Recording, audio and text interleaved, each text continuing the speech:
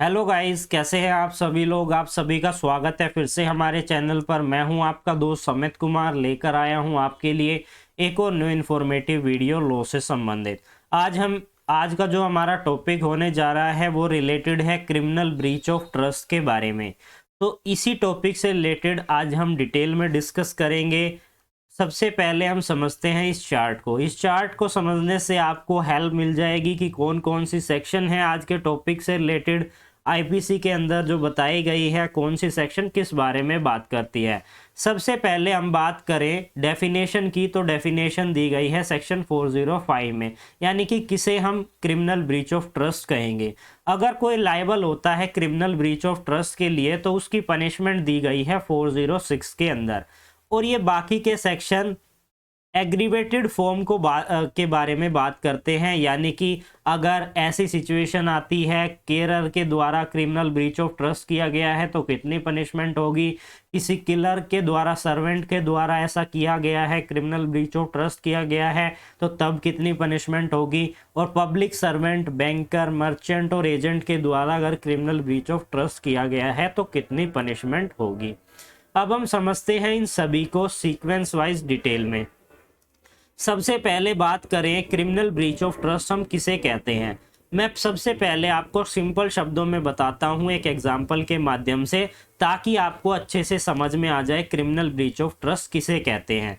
Suppose that एक a person है, एक बी पर्सन है। ए पर्सन ने कुछ गुड्स बी पर्सन को रखने के लिए दी, यहां पर इस घर के अंदर रखने के लिए दी।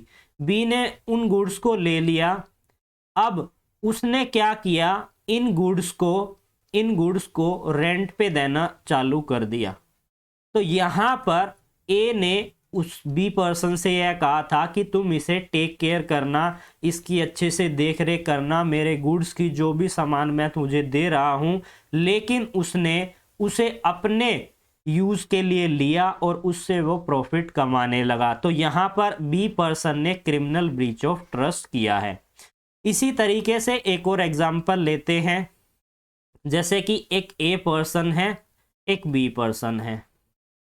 ए पर्सन ये कहता है कि मैं 5 महीने के लिए इंडिया से बाहर जा रहा हूं और तुम मेरे हाउस की देखरेख करना, कोई भी दिक्कत आती है तो तुम उसे उसकी टेक केयर करना। लेकिन बी पर्सन क्या करता है, उसको रेंट पे दे देता है।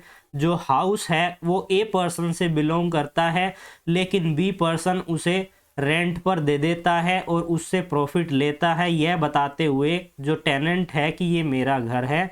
तो इस तरीके से उससे वो प्रॉफिट ले रहा है, उस प्रॉपर्टी को अपने पर्पस के लिए यूज कर रहा है। तो यहां पर बी पर्सन ने क्रिमिनल ब्रीच ऑफ ट्रस्ट किया है। अब हम समझते हैं इस डेफिनेशन को कि यहां पर क्या डेफिनेशन दी गई है, उसके बाद एक दो एग्जांपल और डिस्कस करेंगे। सबसे पहले यहां पर लिखा गया है कि जो कोई भी किसी भी मैनर में अनट्रस्ट करता है, अनट्रस्ट मतलब होता है जब कोई व्यक्ति अपनी किसी चीज का पोजेशन देता है किसी दूसरे व्यक्ति को।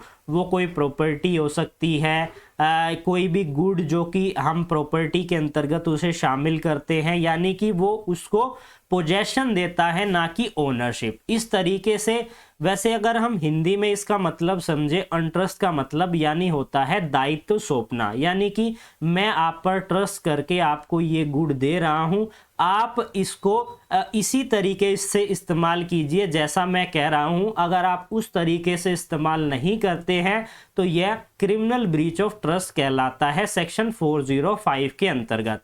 तो जो कोई भी अनट्रस्ट करता है अपनी प्रॉपर्टी, किसी भी प्रॉपर्टी को, या किसी प्रॉपर्टी के ऊपर किसी का डोमेन हो जाता है, यानी कि डोमेन का मतलब होता है कि मैं किसी को पोजेशन देता हूं। आप वो जो व्यक्ति है उसे उस तरीके से यूज कर रहा है, लेकिन उसके पास ओनरशिप अब भी नहीं है और वो उसे डिसऑनेस्टली मिसअप्रोप्रिएट कर देता है, यानी गलत तरीके से उसे इस तरीके से कर देता है कन्वर्ट, ताकि वो उसे अपने लिए यूज कर सके, या उसे वो कन्वर्ट कर देता है, डिसऑनेस्टली उसे यूज कर लेता है उस प्रॉपर्टी को, या लॉ के अनुसार दी गई किसी डायरेक्शन का वो वोलेशन करता है, जिससे कि वो उस प्रॉपर्टी को अपने लिए यूज कर सके, या उन व्यक्तियों के बीच में कोई लीगल एग्रीमेंट हुआ है कि आपको इस तरीके से मेरी प्रॉपर्टी का केयर करना है, या जो मैं कह रहा हूँ इस तरीके से आपने जो एग्रीमेंट में लिखा गया है इस तरीके से सारी प्रोसीडिंग होगी। लेकिन वो ऐसा नहीं करता है, जिससे कि वो ट्रस्ट को डिस्चार्ज करता है, और साथ ही और ऐसा करने से दूसरे व्यक्ति को क्या होता है, सफ़र होता है, क्योंकि जिस व्यक्ति ने विश्वास किया दूसरे व्यक्ति को कि वो इस तरीके से उसने ये कार्य करने हैं, मैंने अपनी प्रॉपर्टी दी है टेक केयर करने के लिए, लेकिन वो उसे सेल कर दे रहा है, वो उसे रेंट पर दे रहा है, या अलग वे में कर दे रहा है, तो अगर कोई भी व्यक्ति ऐसा करता है तो वो क्रिमिनल ब्रीच ऑफ ट्रस्ट कहलाता है। अब हम एक और एग्जाम्पल डिस्कस करते हैं, जिससे आपको और अच्छे से समझ में आ जाएगा कि एक ए पर्सन है, एक बी पर्सन है। ए पर्सन क्या कहता है बी पर्सन से कि मैं तुम्हें 1,00,000 रुपए दे रहा हूं और तुम इस कंपनी के अंतर्गत इन्वेस्ट कर देना। लेकिन बी क्या करता है, इस 1,00,000 को अपने पर्पस के लिए यूज कर लेता है। जैसे ही ये अपने पर्पस के लिए यूज कर लेता है, वहीं पर इसने क्रिमिनल ब्रीच ऑफ ट्रस्ट कर दिया ए के साथ। तो यहाँ पर बी पर्सन लायबल होगा क्रिमिनल ब्रीच ऑफ ट्रस्ट के लिए। तो यहाँ पर आपको समझ में आ गया होगा क्रिमिनल ब्रीच ऑफ ट्रस्ट किसे कहते हैं। तो किस सेक्शन के अंदर हम अगर कोई भी व्यक्ति क्रिमिनल ब्रीच ऑफ ट्रस्ट करता है तो उसे पनिशमेंट दिला सकते हैं, कौन सी सेक्शन उसके ऊपर लगेगी, तो सेक्शन 406 के अंतर्गत पनिशमेंट दी गई है। उसे कोई भी कारावास जो कि 3 साल तक बढ़ सकता है, साथ ही फाइन या फिर इन दोनों से उसे दंडनीय किया जाएगा अगर कोई भी क्रिमिनल ब्रीच ऑफ ट्रस्ट करता है। अब यहाँ पर नेक्स्ट सेक्शन में बताया गया है कि अगर क्रिमिनल ब्रीच ऑफ ट्रस्ट किया गया है किसी केयरर के द्वारा, यानी कि मैंने किसी व्यक्ति को रखा है अपनी गुड़ की देखभाल करने के लिए, कोई सामान है उसकी देखभाल करने के लिए, मैंने किसी वेयरहाउस कीपर को रखा है अपनी सामान की देखभाल करने के लिए, लेकिन वहाँ पर वो क्या करता है, उसे सेल कर देता है या उसे किसी अपने पर्पस के लिए यूज़ कर लेता है उन गुड्स को, तो तब सेक्शन 407 के अनुसार उसे पनिशमेंट दी जाएगी। कितनी पनिशमेंट दी जाएगी, तो कोई भी कारावास जो 7 साल तक बढ़ सकता है, और वो फाइन के लिए भी लायबल होगा इस सेक्शन के अनुसार। अब बात करें, क्या हम अगर किसी किलर को अपने कार्य करने के लिए किसी सर्वेंट को रखते हैं और वो उस सामान को अपने पर्पस के लिए यूज़ कर लेता है बिना उसकी सहमति के, वो जो उन्होंने मतलब जो उन दोनों के बीच में बात हुई है प्रिंसिपल और यहाँ पर क्लर्क और जो मेन बंदा है जिसकी वो प्रॉपर्टी है, उनके बीच में अगर कोई भी बातचीत हुई है कि मैं तुम्हें ये प्रॉपर्टी दे रहा हूँ, तुम इस तरीके से इसे यूज़ करना, लेकिन वो उसे अलग तरीके से यूज़ कर लेता है, यानी कि कहने का मतलब ये है मैंने कुछ सामान दिया था कि तुम इस सामान को ले जाकर इस व्यक्ति को दे दो, लेकिन आपने उसको नहीं दिया, आपने उसे अपने पर्पस के लिए यूज़ कर लिया, तो सेक्शन 408 के अनुसार उसे पनिशमेंट दी जाएगी। अगर कोई भी क्लर्क और servant criminal breach of trust करता है तो सेक्शन 408 के अनुसार उसे पनिशमेंट दी जाती है। कितनी पनिशमेंट दी जाएगी, तो कोई भी इम्प्रीजमेंट जो 7 साल तक बढ़ सकती है और वो फाइन के लिए भी लायबल होगा।